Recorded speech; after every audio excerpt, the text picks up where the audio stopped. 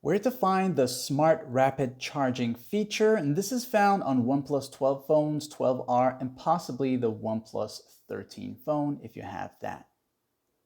To see if your OnePlus phone has this feature, go into the quick access and tap on the settings right there. Once you're here, you'll go down to the battery section. So you're going down to where it says battery right here. As you tap on the battery section, you're going to see these options. Go to charging settings right here. From here, you'll see smart rapid charging. So this isn't going to be available for every OnePlus phone out there.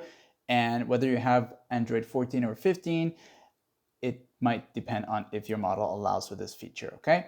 Now, for this to actually work, you'll need to be using the genuine original charger and the charging adapter that your OnePlus phone came with, okay? So if you have any other chargers, this will not work. So once you have this turned on, you can charge up your phone to charge super fast. This may cause your phone to get warm, and I do recommend you only use this when you really need it and turn it off when you don't. Like and sub.